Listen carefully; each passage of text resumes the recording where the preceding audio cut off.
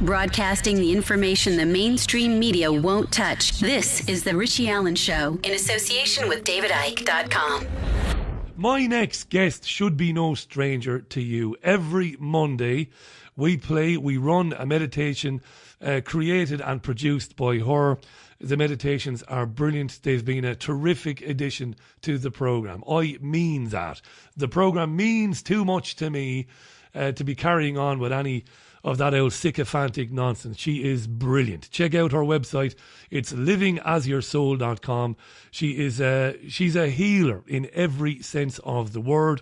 She's also a successful author. On her website you will find links to her books, to videos, lots and lots and lots of complimentary articles and videos on there. She really is terrific. Let's welcome back to the programme. She's in Germany, our friend Kim Hutchison. Welcome back, Kim. How are you? Thank you, Richie. Very well, and thanks for having me back. It's really great to be back on again. Can't believe it's been as long as it has.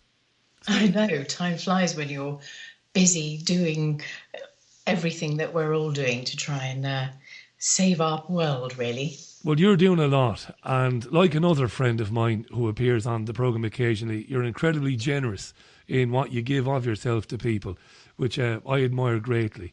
As somebody who tries to be very generous himself with his time, and with the few bob that I do have, when I do have a few bob, I think it's marvellous what you do. I really do. And what we're going to talk about tonight, and I'm going to absolutely shut up and let you get on with it. I'm going to listen carefully to what you have to say. But I'm going to say this to you. When I was out running this morning, listening to the radio as I do, got fairly depressed, Kim, because Radio 5 covered a story yesterday and today about something that happened in John Lewis, which is apparently a clothes shop or something. It's a fashion shop of some description. Maybe it isn't. Maybe it's a shop for babies. I don't know. But anyway, what is it, Kim? I don't even know what it is. It's a really big department store. Right, so it's got everything in there. Yeah. Right, okay. You know I don't do the shopping. So, he says, sexist guy that he is. So, here we go. So, there was a lady in there with a baby. The baby had what Radio 5, I thought, rather oddly described as a meltdown. Outrageous. Babies don't have meltdowns, they cry. But apparently the child was screaming. What was really distressing, Kim, to learn today was that a number of women, men are idiots, but women went to the department store manager and said, this is disturbing, can you ask this woman to leave? And he did. Cut a long story short, why was I depressed? Because I can look at it two ways, Kim. I can say, well, it is a microcosm. It's a small thing. It's just one of those anomalies. Or I can talk to myself truthfully and say, well, it isn't a small thing. It's becoming more and more and more and more apparent that people couldn't give a shite about one another anymore, Kim. There is no empathy. So why bother, Kim? Why bother? Why do you do what you do? I don't do anything. I'm just a presenter. Why do healers and teachers like you and others waste your time with these people who practically hate one another? Why? Well, they practically hate one another because that's the game, isn't it? If you can get people hating each other and turning on each other, then you get them to forget who they really are, the spiritual energy, the source of huge power that we all really are.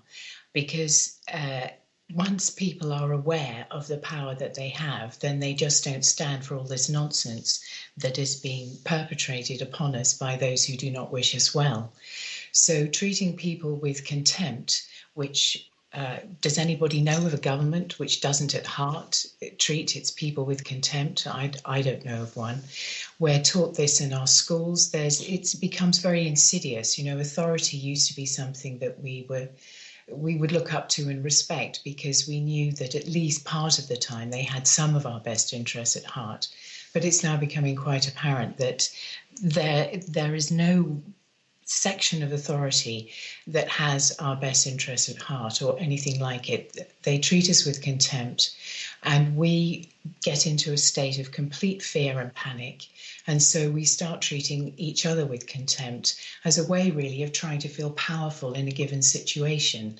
We're not enjoying what we're doing. We feel detached, depressed and overwhelmed I feel that the biggest feeling that most people experience most of the time is this feeling of overwhelm. What on earth is going on? What on earth can I do about it? I really don't know where to turn. So all I can do now is start exerting my power, much like a toddler throws a tantrum, and start acting out. And what you see are people acting out the contempt that they feel is being imposed upon them, which it is. And they do it by trying to, there used to be a phrase, some bureaucrats used to behave like little Hitlers. Do you remember that phrase? Oh, yeah. And so that's what we start becoming. And so we start acting out in our attempt to grab power. We start taking power from each other. And it ends up in this sort of behavior, which, well, where's the love in that? There's no consideration and no concern, but it's very indicative, I feel, because people feel that they are not getting consideration and concern by authority. And of course they're not. But the gift in that is for us to understand that it's up to us to give to ourselves consideration, and it's up to us to become our own authority. And that every time we separate from ourselves or by attacking one another, then we are allowing authority to win. That's their game. That's how they play it. Yeah, the agenda's game to turn people against one another. Yes. Because as a friend of mine is now saying to me who's listening to this, the aforementioned Jean Ann, it's doing the elites' work for them. They don't have to do very much when we feel like this about one another. Well, I would say that is their work. The way that they can keep control over us is to have us all fighting around with each other. And that's clearly part of their agenda, isn't it? Look what they're doing.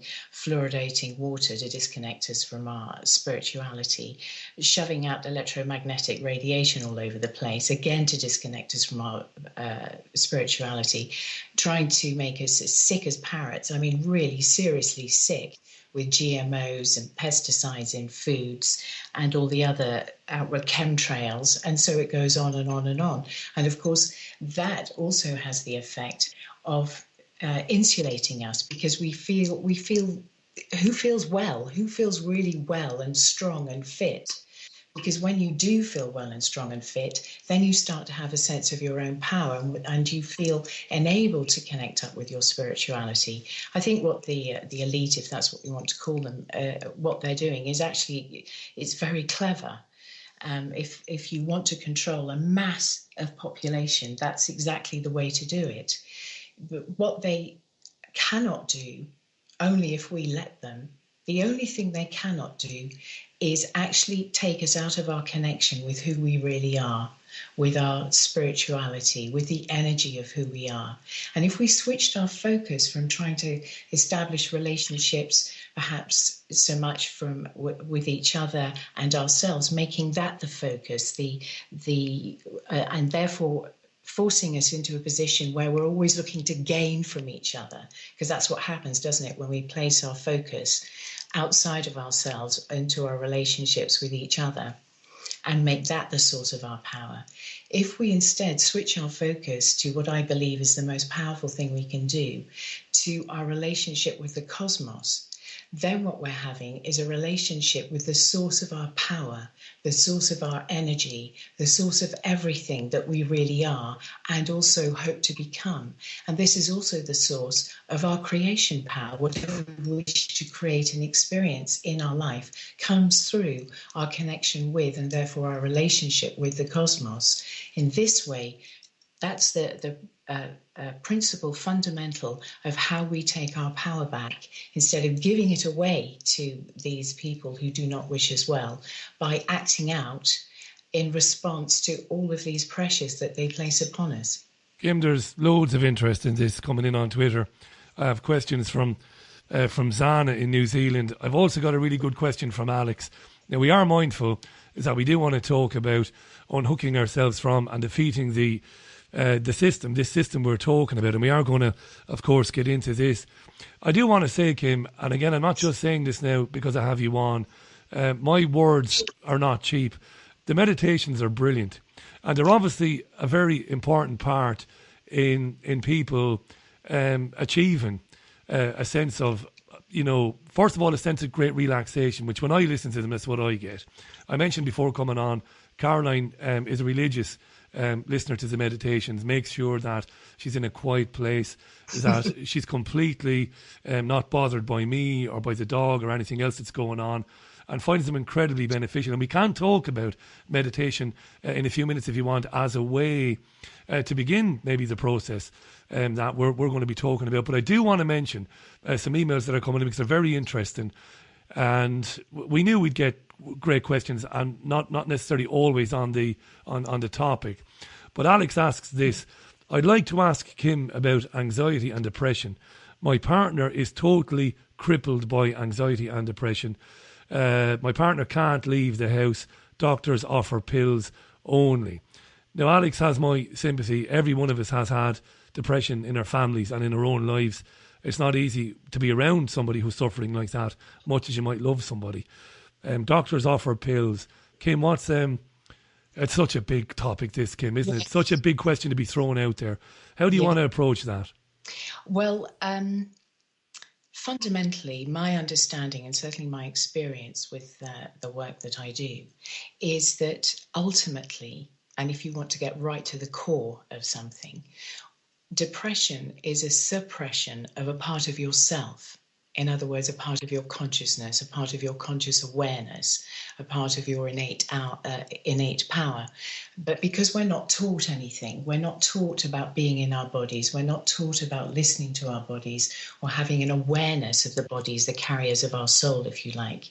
When we're experiencing something, we really don't know what it is, we tend to depress it down. When we experience a feeling of unease or unhappiness, and we don't know how to relate with people in order to try and encompass that and get to a deeper understanding about that, because again, who teaches us this? Then again, we depress it, we suppress it down. So what we're doing is we're suppressing more and more and more and more, further and further and further parts of ourselves until we incapacitate ourselves. And of course, it takes many different forms. Another aspect of depression is it's really easy. I notice, for example, I'm a bit like a dog, and if I don't get walked every day, I can start getting really ratty. And then, and if I don't deal with that, then I can again feel a sensation of almost being depressed. But because I know that what I'm doing is I'm suppressing a part of myself, I'll then take myself into my body and find out what that's about. Also, we must pay attention, I feel very strongly, about what we're putting into our bodies, because obviously we all know it's very sensible to eat well and organically if we can possibly afford it, or grow your own even better. But the other important thing to understand about natural food as opposed to processed food, because of course you can get lots of organic processed food, but natural food not only supplies us with vitamins and minerals, but also the energy that has created that plant is then imbibed and ingested by us. And the energy of that plant is in direct correspondence with the energy of us, because we're all living on this same particular planet. And so what you're getting is hugely beneficial. It's medicine from the plant. And you're getting it's almost like the enzymic quality, because it's not being processed. So it's going from pure form to pure form. So you're having a constant sort of energy connection. And that helps you to feel much more powerful here, because you are eating of the earth as opposed to of the chemical plant, if I've explained that well enough. Yeah, I have, Kim. Yeah, it's brilliant. On that, again, this might be out of left field. This is an email from Brian Duggan. Now, if this is the Brian Duggan I think it is, this is amazing. Because I know a Brian Duggan from Waterford, where I come from, and I think it might be Brian. Brian says, I'm really loving listening to Kim Ritchie. I love the meditations, and I regularly visit livingasyoursoul.com. Please ask Kim her thoughts on veganism. I don't know, is veganism a word? It probably is. I'm terrible. I'm supposed to have a degree in English. So, Kim, becoming a vegan, do you recommend it? Well, my understanding is that there are 4 principal body types, which there's some information about that on the site. And for some body types, being vegan suits them extremely well. They thrive on it. Just as some body types can thrive very well on raw food, just raw food, no cooked, no heated food whatsoever. But for some other body types, there needs to be more of a balance. So really with anything like that, my suggestion would be to try it. Try it for a month and see how you feel. See how your body feels, see how your mind feels, see how you feel within yourself. And if it works for you, then continue to do it.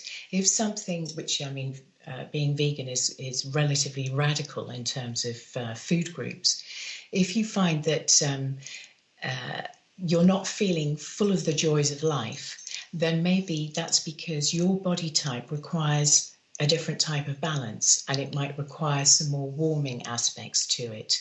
And it might even, some body types do need meat, not every day, not even every week, but every so often. An individual's body type may well require that for your own individual, unique, optimum well-being. It's part of our taking responsibility for ourselves. There's loads and loads and loads of knowledge out there, and there's a lot of information out there. But ultimately, we have to take responsibility for ourselves. That's part and parcel of our taking our power back. And so absolutely try something. If you feel drawn to something, give it a go, see how you feel. And if your body says to you, really not quite happy with this, fine, then start introducing other aspects of different types of diets and just have fun with it and see what works for you. Yeah, and maybe ask the person you love, who knows you better than anybody, to give you kind of a heads up on how you're doing. That's a really good idea, yeah. Isn't it? Yeah, how am I doing, love? Am I less grumpy? Am I less this? Am I? Yeah, why not? Yeah. Sarah Willis, how you doing, Sarah? Kim is cooler than cool. Spot on, and love the way she articulates this side of things. She's a special teacher. By the way, thanks, Sarah. That's a lovely compliment for Kim. Thank you, sir. By the way, Kim is about as technically competent now as a caveman. So she has a Twitter account called, it's @SereneMostly. That's @SereneMostly. Follow her on Twitter, because she doesn't do a lot with Twitter because she's busy doing more important things. She's got a relatively small Twitter profile, right? So get on to @SereneMostly, follow Kim on Twitter and say hello to her there. And then you can tell her personally what you think about what you've heard her talk about tonight. Zana in New Zealand asks, what does Kim think about the wisdoms of Celestine Prophecy or Prophecies, the book that talks about humans vampiring energy off of each other? Now, if I remember, correct me if I'm wrong, Kim, in the first conversation you and I had, I think that subject came up. Or something about us vampiring energy off one another. Maybe it was with somebody else, maybe. But anyway, it's a good question. I don't remember. Yes, absolutely. Yes, I did read that. Must be 20 odd years ago. Just trying to think of a way to express this. Do you want to take a quick break? We're due a 30-second break anyway. Do you want to do that? Shall I do that? Shall I take a very quick break and get it out of the way, and then we'll come back then, and we'll have nothing in our way then. Kim, that's brilliant. Stand by then. Kim Hutchison from livingasyoursoul.com is on with us. There are loads of lovely comments and compliments. Alex, by the way, was thrilled with your answer about depression, which is great. Thanks, Alex, for that. He said he'll be sure to check out her advice and see what it is that they can do. We're going to take a very quick break. Back with more from Kim after these. Have you lost access to important data from a computer hard drive, mobile phone, or other storage device? Maybe you have a broken hard drive containing years of information, or a smartphone that no longer works from which you'd like the pictures, movies, and chats recovered. If you would like to recover data from any type of digital device, including desktop and laptop computers, external hard drives, cameras, smartphones, NAS and RAID servers, then contact Data Clinic today at dataclinic.co.uk now. Do you want to release the full potential of your soul consciousness and find out how to experience that power in all areas of your life now? Go to livingasyoursoul.com for free guidance with in-depth how-to articles, free healing meditations of creation recordings, free soul solutions, and much, much more. livingasyoursoul.com, making the profound practical. Welcome back. 25 minutes past the hour. It is Tuesday, the 8th of March 2016. On the line to us from Deutschland is our friend Kim Hutchison from livingasyoursoul.com. Lovely, lovely, lovely to have Kim on the programme. I love this. I love solutions. I love the positivity of it, and I love the reaction that we get when Kim is on the programme. Kim, on that about the Celestine prophecies and vampiring, we do hear people regularly say, Jesus, that guy, he's all right, you know, but he drains you. I wonder, you know, that's become a kind of a common adage or a common cliche. I wonder how much of that is based in that idea, the Celestine prophecies and vampiring energy.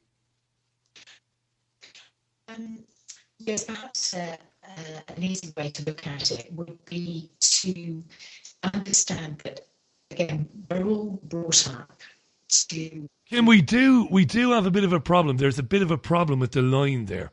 The line is breaking up, so I'm going to disconnect really quickly from Kim. 26 minutes past the hour. That's what happens sometimes with Skype. It does happen like that. So I'm going to try her again and see is it any better. Kim Hutchison is on the line to us, and I'm hoping that's a bit better. Sorry about that, Kim. That's okay. Is that better now? Slightly, marginally. Sometimes these things clear themselves very quickly. So we'll move on. Yeah, so the question was then about the vampiring of energy. Go ahead. Yes, we've all been taught that what we need to do is to give. To get what we want, we have to give. And that sets us up then into a situation where we're not actually connecting with each other because we're so busy trying to get what we want from one another. And it might well be that some people experience when you're talking to a person and you feel drained by them is perhaps what you're picking up is the fact that maybe this person doesn't actually have any real interest in you. However, if you just accept that about somebody, well, perhaps this person doesn't like me or doesn't feel a close connection to me, or I can just accept that this is not somebody that I would want to spend the rest of my life with. If you can just accept that, then you don't have to engage with it. You don't have to engage your energy. You don't have to put your energy in and try and make it different or force it or control it or somehow create a different outcome. You can just simply step back, as it were, and just allow that person to be who they're being.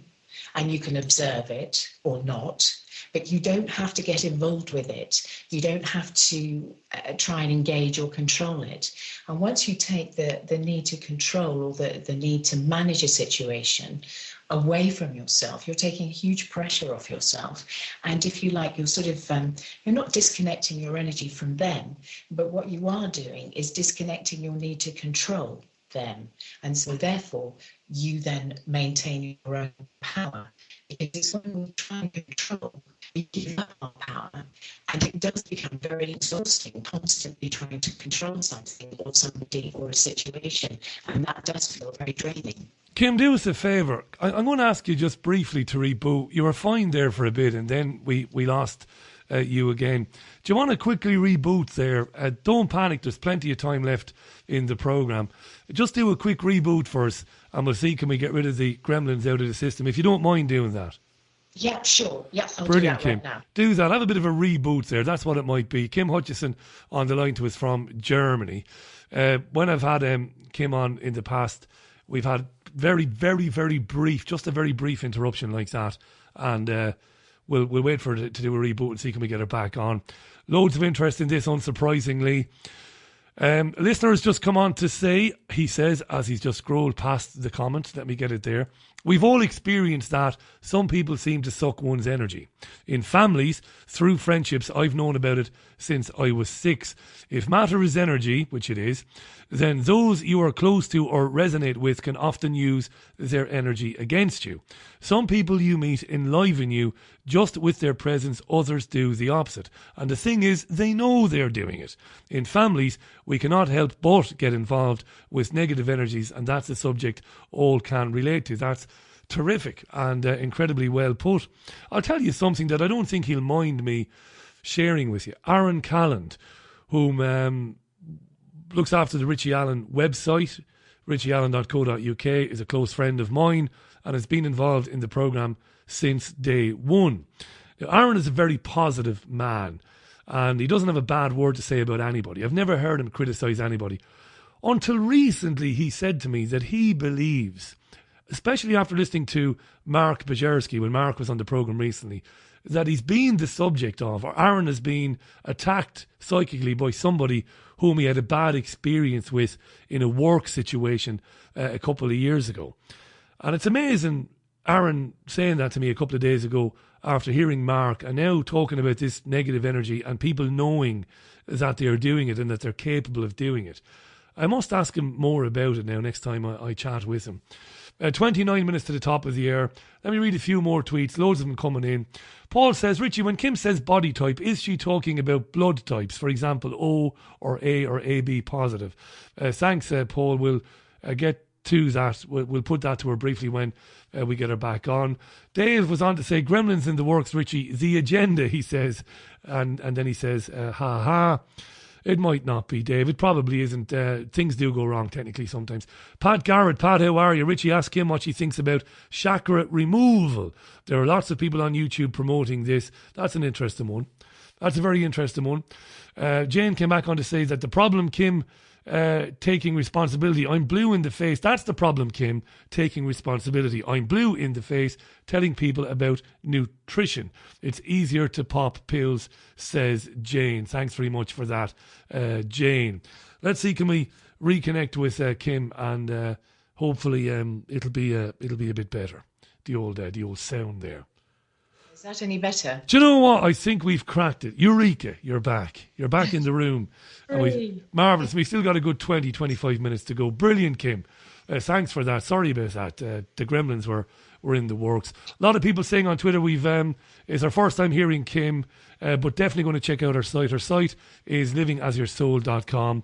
Patrick Garrett says, Richie, ask Kim what she thinks about chakra removal. There are lots of people on YouTube promoting this.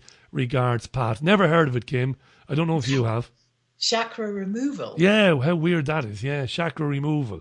Didn't think it was possible to do that. Well, yeah, I mean, chakras is another name for energy centers, isn't it? So sources of energies. And I would guess that if your energy centers are being removed, then you're pretty much dead. That's what I would have thought. That's exactly what I would have thought. But Pat, knowing Pat, because he's a listener to the programme, people are probably promoting this. Pat, if they are, give them a wide berth, I would say. Yes, or perhaps just give us some more detail, Pat, so that I have an understanding of what chakra removal is. Yeah, tweet Kim a link, Pat. At Serene Mostly. We're going to get Kim involved in Twitter, whether she likes it or not. No, I've got so much to do. You've got loads to do. And this is typical now. There's so much interest in this. Sean came on to say, Richie, ask Kim her view on the denial of the benefits from mainstream professionals. Why they are not part of the NHS. Kim, this is an old chestnut. This is an old chestnut. We hear every now and then from NHS people and from health service people in Ireland, we're going to have, we're going to have a little bit of a look, or we're going to have a closer look at complementary medicine and all that. But of course, it's nonsense. They never do.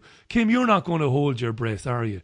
That the health services in Germany or in England are going to embrace what you know intimately because of your own experiences and what you practice in your own with the people who come to you for help. You're not going to get any doctors come forward and say, well, this is interesting, this is good. It's not going to happen, is it? No, I mean, obviously there are always a few who are acting in great integrity, and their concern is the well-being of their patients. However, when you look at who's controlling and who's running things, and the vested interests that the pharmaceutical companies have, and the vested interests that governments have, if we all start living till our 90s and 100s in relatively good health, think how much money that's going to cost them in pensions. And do they have that money? No, they do not. So there's a vested interest in keeping us sick and killing us off really as quickly as possible. So, of course, they're not going to get involved with anything that is going to improve our health.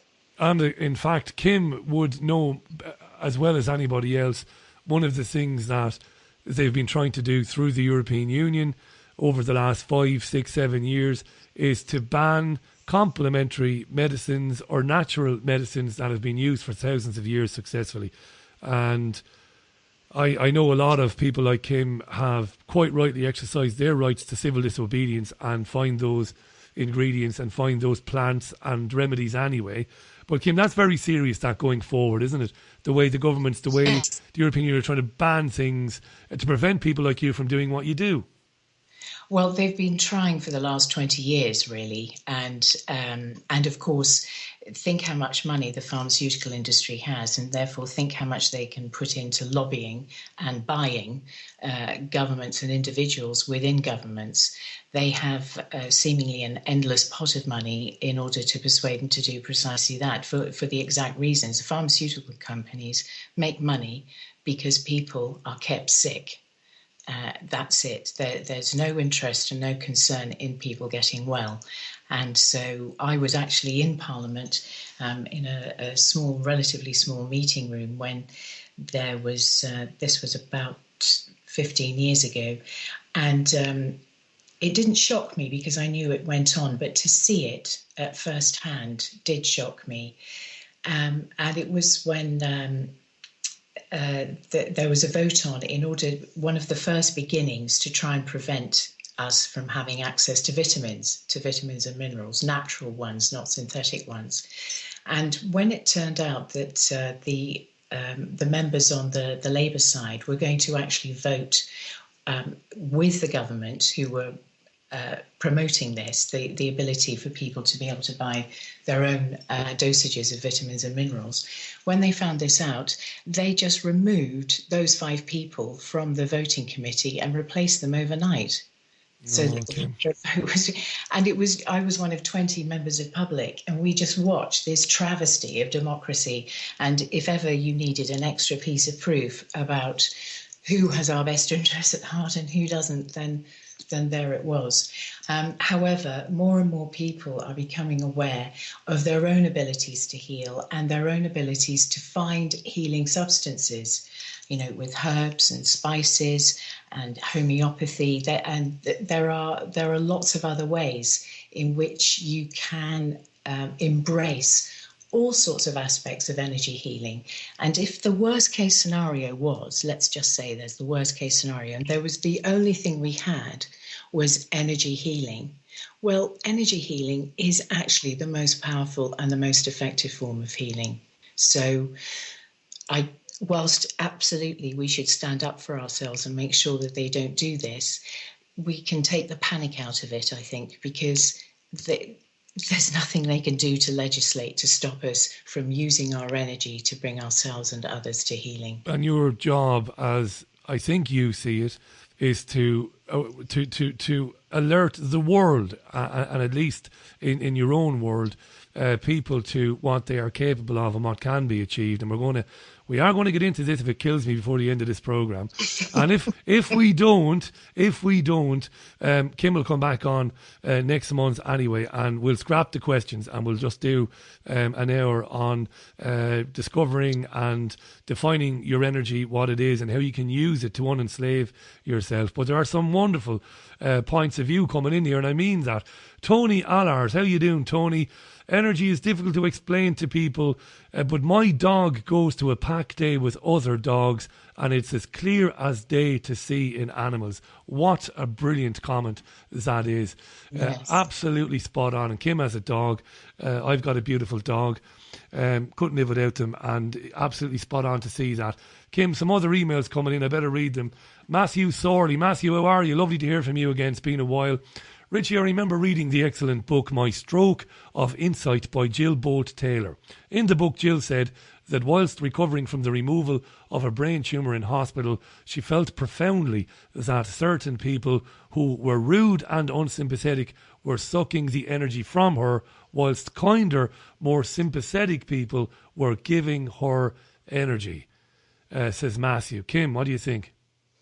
Well, I'm going to say something which might sound a bit radical, but My feeling is, and my observation and my experience and my knowing tells me that nobody actually has that power to suck energy from you or even give energy to you. You have the power to receive from people if that's what you choose to do, but you also have the power to not receive, in other words, to not give over your energy. And again, of course, we're not taught this. We're taught that in order to be polite or a good person or out and to be acceptable, then there are certain ways in which we need to behave. And it's not okay for us, for example, to say to somebody, look, thanks for the offer, but actually I don't want you in my life anymore. Please go away. She was talking, was she, about an experience she had when she had a brain tumor, was in hospital and was aware of people sucking energy or giving energy. Yeah, both, Kim, yeah. People who were being rude and unsympathetic around the hospital, she felt they were draining her, whilst kinder, more sympathetic people were actually giving her energy. Right. Well, we can. It's easy for us to experience people draining our energy, as I think really I sort of said before a little bit, which is because we're resisting it. We're not just allowing them to do that. If somebody wants to sort of hate on you, if somebody wants to say to you, God, you're so disgusting, you're blah, blah, blah, blah, or if somebody wants to be mean to you, then let them. You don't need to use your energy in trying to prevent them from doing something that they want to do. And is that how you deal with it, even in your own family? Because your family, your nearest and dearest, as Jean-Anne might say, my friend, bringing negative energy and draining you. Is that how you would do? Is that how you do it as well? Do you just make a conscious decision? Almost like sending it out there yourself. I'm not going to be affected by this. Well, it's more sort of not taking it personally. Look, if somebody... Yeah, you mentioned that. To be fair to you, Kim, and I was listening, you did say that. Yes, don't take it personally, yeah. Yeah, if you're taking it personally, then you are going to have that sensation of your power being drained away from you. But obviously, anybody who is in their state of energy, in other words, in their state of love, is not going to behave like that. So if somebody is behaving like that, they are feeling out of love somewhere. Therefore, their behaving towards you has got nothing to do with you. It's to do with them. So you can just let them have that experience if you want. You can take yourself away. You can say, actually, you know what, this isn't giving me any joy, so I'm just going to step away and leave you to carry on and do whatever you will. Or you can perhaps just ask them a question, a loving question from your heart. If somebody acts out in front of you, is there anything the matter? It seems that you're not feeling yourself. Is everything okay with you? And that can have a profound effect and can change the energy exchange that's going on between you and can help get them back into themselves, back into the love that they are, because they've just had an experience of somebody being very loveful to them, if you see what I mean. Brilliant. Kim, this is great, and the response has been huge. Nikki Gray sent an email. Nikki, how are you? Loving listening to Kim Richie. I've been ill for a few years now. The worst time was when I was given new meds, which I injected myself by my consultant, to trial over a 3-week period. I agreed to try it but hated the side effects: psychosis, excess sweating, mood swings, looking like death, etc. I told the consultant no more, and then I attended a lady who tested me using a Vega machine invented by the Germans in the 50s, but not liked by conventional medicine. She gave me all sorts of vitamins. I changed my diet to loads of veg, organic meat when I can afford it, and I have recently bought CBD oil. I'm doing much better, except my brain simply cannot handle what's going on around me. For example, I was so depressed today by the world and the negativity in it, particularly Facebook. I'm using Kim's meditation to help with this and help me sleep and my brain switch off at night because it's constantly in overdrive. I overthink everything. I've only just started, but fingers crossed. Thanks to Kim and to you for getting her on the show. Glad you're doing better, Nikki, and that you're feeling better. As for the brain being in overdrive, I tell you, I can empathise with that. Maybe it's not as bad as what you're describing, Nikki, but I can empathise it. But if you're starting to use the meditations, my experiences that it is going to be a big help. Everybody who's contacted this programme, including Karen Kelly, who's in Glasgow listening now and has just tweeted, is that the meditations are brilliant and she's using them as well on Mondays. Kim, the meditations, just use the meditations and stay with them. And may I make a suggestion also? If you find yourself roaring around in your head or your brain going on overdrive, take a breath and just see if you can, and just start practicing it. And as you do it more and more, it'll become easier and easier. It'll happen quicker and quicker. And just let yourself sort of see if you can just drop into your body. Maybe allow yourself to sort of try and just sort of drop into your belly very gently. And whatever or however you do it, see if you can just allow yourself to start feeling, to becoming aware of your body. And that will do two things. First of all, it'll stop you racing around in your head and being aware of your brain going, la, la, la, la, la, la. And you just drop down into your body. And as you start breathing into your body, you'll begin to become aware that in a part of your body, perhaps there's a tightness or there's a constriction or a feeling of anxiety or something that's uncomfortable. And then you can breathe into that. Let's say it's in your belly. Let's say there's a feeling of discomfort there or a feeling of anxiety there. You can then start breathing into your belly and set as your intention to be able to release, to understand what it is that your body is trying to say to you. If a part of your body is constricting or causing discomfort, what it's doing is it's saying to you, look, I've been trying to communicate with you for God knows how long, and you're not paying attention. So now I'm causing some discomfort, and later on, I might even cause some pain. Please pay attention. Please connect with your body. And if you do that, if you get into that and just allow it to lift and lift and lift as you go further and further into that part which was previously uncomfortable, you will begin to connect with a piece of wisdom or a piece of communication that your body is trying to make with you. And so that in turn will also help your brain racing, because your brain's going into overdrive because too much of you and too much of your life is spent there and it can't handle it. It's not meant to do that. That's not what your brain is for. You know, your brain is simply to act as a filter. It's your body that is the carrier of your wisdom, that is, if you like, the home of your soul whilst we are here on this earth. Bernard O'Donoghue sent this email. What advice can you ask him if she will marry me, Richie? Ordinarily, I wouldn't read out an email like that, but it was well meant. And the fact he's Bernard O'Donoghue, he's got to be one of us. He's got to be an Irishman. Bernard, thanks very much for that. Kim, are you available at the moment, or what's going on here? Well, I could be. Make me an offer. Make her an offer she can't refuse, Bernard. That's brilliant. Thanks again to Karen for the comments about the meditations, because particularly because Dr. Barry Trower was on the programme before Kim, and we were talking about Wi-Fi and all of that. I remember today, I must have scored some points, Kim, by remembering that you had done a meditation. Oh yeah, I'm telling you, see. But Kim did a meditation back in December, which was very, very much tailored towards the effects and the assault on the body and the senses from Wi-Fi and that. It's going to be run just after this particular programme. So we are going to run out of time, Kim, shortly, and we're not going to get into what we wanted to get into, but you have my absolute word that the next time you're on the programme, we will. We won't do a question and answer session like this. And that's not to insult the listeners, because it's marvellous to get all these questions.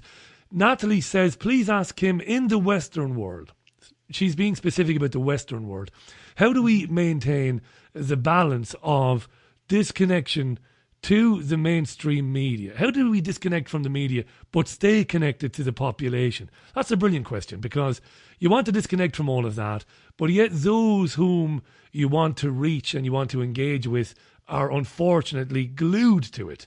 Great question, Kim. Yes, very good question. And I'm just sort of racking back through my own experience.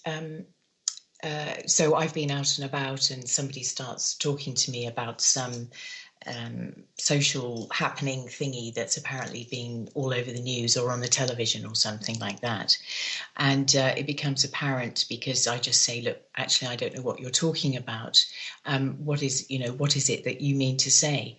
And it's really, if people are talking to you and they're talking about something and they're talking about what's going on, there's a part of them, it's not just curious, but there's also a part of them, if they're talking to you about it, that they want some reassurance of some kind. They want to feel a form of connection. They're trying to make a bond. They're trying to make a communication with you. And so, of course, you can do that. You just don't have to do it through the medium of talking about what's ever been on the BBC or in the local press. It's easy to find lots of other forms of connection and communication, isn't it? I mean, what did people talk about before there was a television, That's a great point, Kim. And it's not a bad idea to, especially with your close friends, to challenge them, even, I don't mean aggressively, but firmly challenge them to come out with you and to leave their devices behind. Just say that to your friends. And yes.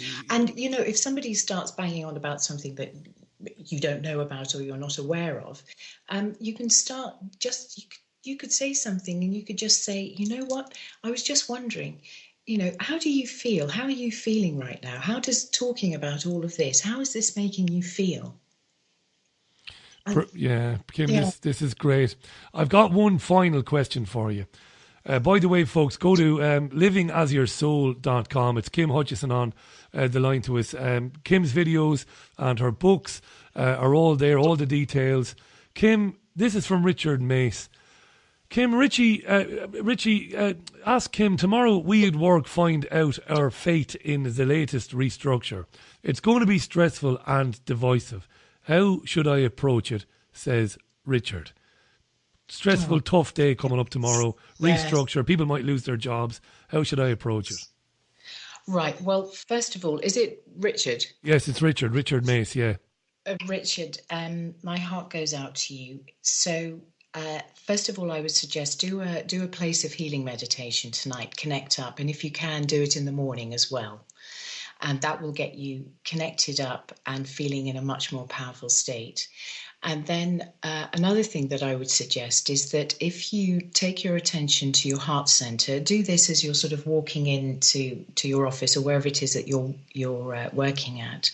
Take your attention to your heart center, which is just behind your sternum, and just allow yourself to see, feel, or know, or have a sense of a shaft of green energy beginning to form and be present there. And then just allow this shaft of green energy to sort of extend out from your heart center. So it might be a bit like a great big emerald growing bigger and bigger and bigger and bigger and right out. And then can allow, offer, as it were, present this shaft of green energy coming from your heart center. Make a presentation of that to the heart centers of the other people that you're going to be connecting with or communicating with or having a meeting with. And just offer it. Obviously, you can't force it, but just make an offer that perhaps that they would like to make a connection from their heart center with your heart center. This is an extremely powerfully effective thing to do, and it can make quite magical changes, actually. It can create circumstances that you wouldn't have believed possible. But worst case scenario is that it will create the best case scenario, if you see what I mean. Kim, will you come back on the programme next month?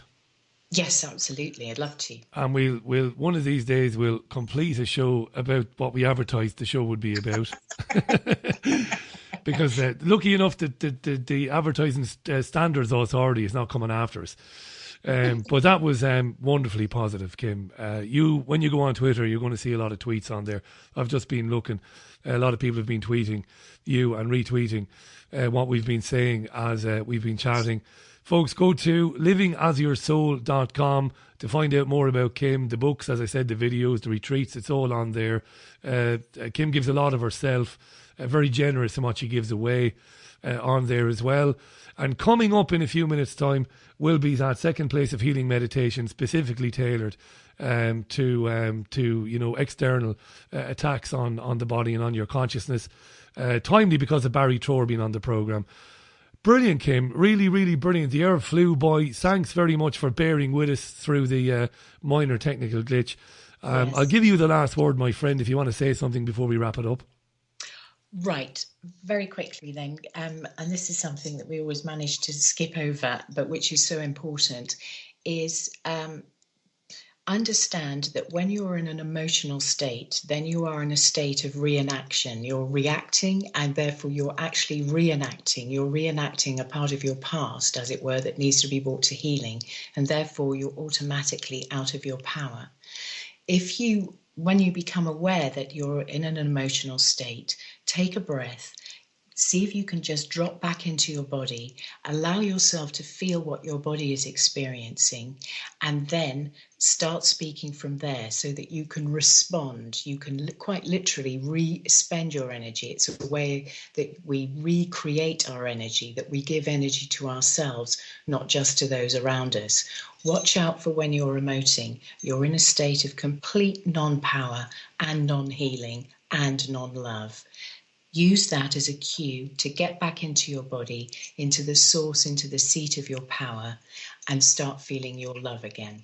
Kim, will you do us a favour? A couple of people individually have tweeted and emailed. Next time you're on, will you tackle self-esteem, Kim, and the improving of self-esteem? I think that's a lovely one to look at next time. That's it. We're going to wrap it up there. Kim, look after yourself. I'll be talking to you real soon. Thanks for everything you do, and thanks for the meditations. Talk to you soon. Yes.